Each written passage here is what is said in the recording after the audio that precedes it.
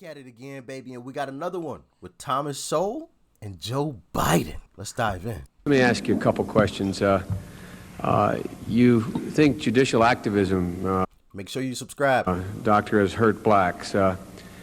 Judicial activism of eliminating restrictive covenants in deeds, eliminating segregation in schools, one man, one vote, literacy test. Do you consider those judicially active? Well, as regards restrictive covenants, I can see no evidence that they did anything other than make some people feel good because it was symbolic.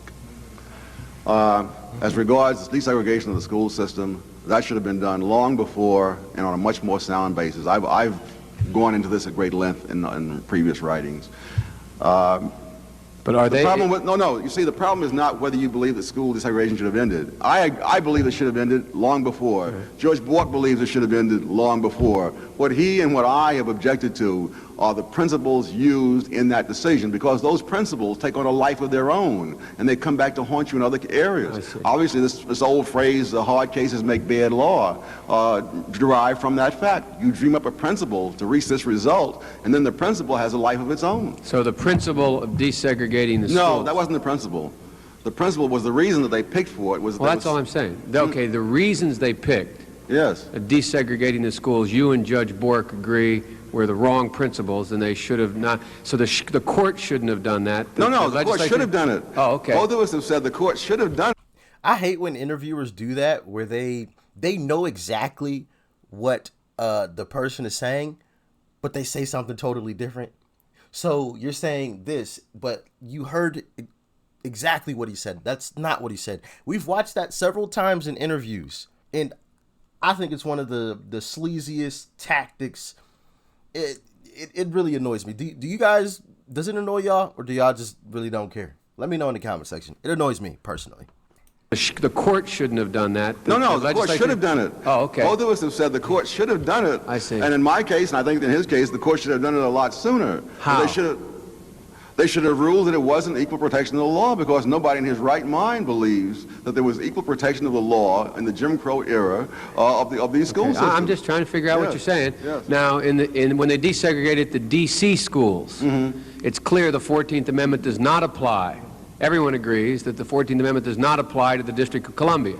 How would they have done it in the District of Columbia? Should they have just let it stand in the District of Columbia? Segregation? No, in fact, Senator, it's interesting that you say that, because I've gotten the first thing I ever wrote in on a public issue was in November 13th, 1950, in the Washington Star, in which I argued for the desegregation of the D.C. school system. So that On what principle? I had not studied nearly as much then as I have 37 years later, and so I hadn't worked it out. Nor do I think that I would want to work it out on the run in front of a large group of lawyers at this very moment in the time that's available. Well, how about... Smart answer. Because if you're trying to figure something out on the fly in the midst of a bunch of lawyers, they're going to poke holes in it so much. If you haven't sat down and really broke it down into very specific terms, if you're sitting in a room full of lawyers, I mean, you're going to get obliterated, which obviously would be a little embarrassing, especially if you're of the ilk of a Thomas Sowell. So, yeah. I would have done the same thing. Moment in the time that's available. Well, how about literacy test? Was it judicial? I see no reason why people shouldn't be literate in order to vote. The question is, if you have a black who comes in with his degree from Harvard, and the man behind the desk says, no, you're not literate, you can't vote, then this is what bothers me. People are talking about how judges should be sensitive to this particular group or that particular group. And if that means anything, if it means he's applying the law differently, that's precisely how blacks were held down for generations in the South. I see. So by literacy applying the law differently. So literacy test, as long as they were equally applied, are all right. Sure. So I thought you thought. Now, I also want to... You should be able to read. I mean, if you're gonna vote, you better be able to read. It's kind of common sense, right? No? Let me know. Talk to me. Maybe I'm an idiot. On the top, well, I know I'm not the most knowledgeable on that topic, but still, let me know if you guys feel the same way. Clarify, Now, I also want to clarify, I gather from your comments about MIT and Harvard that you don't think there's enough blacks out there who are qualified to fill the number of vacancies allotted for them in those schools. Is that right? Is that what you're saying? Well, the word qualified really is misleading. Well, the question is whether or not they are like the other students at Harvard and MIT. Well, okay.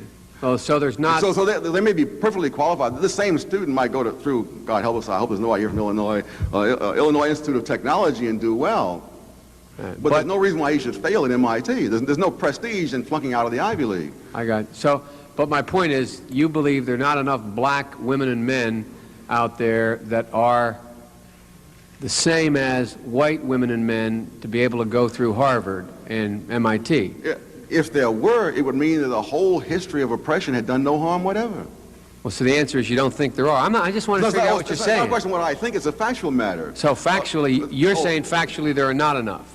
Factually, this study's already been done by Clickguard at Harvard, and the figures are all there. Anyone can look them up. Okay, no, I just want to hear from you. Mm-hmm. The figures are all there. Anyone can look them up. Okay, no, I just want to hear from you. Mm-hmm. I want to know what you're thinking. Now, have you read all of Judge Bork's cases or any of them? Have you read all of his writings? I haven't read all of them, but I've been reading them for more than 20 years because I used to teach antitrust economics. Now, are you part of what they call the law and economics school? You know that? Would you consider yourself part of that school? There's nothing wrong with that. It's not a bad school. I just wondered where you are. When I sit down to write, Senator, I don't ask what my label. I don't check my identification tag to see what I am. But I did. One of my books did win a prize as the best book in law and economics in 1980. Yeah, no, but I mean, there's almost a term of art out there called the School of Law and Economics. Yes. And are you part of that school intellectually? That's all I'm trying to get. I'm very much interested in the application of economic principles in the law and vice versa. Right. Now, my time's up.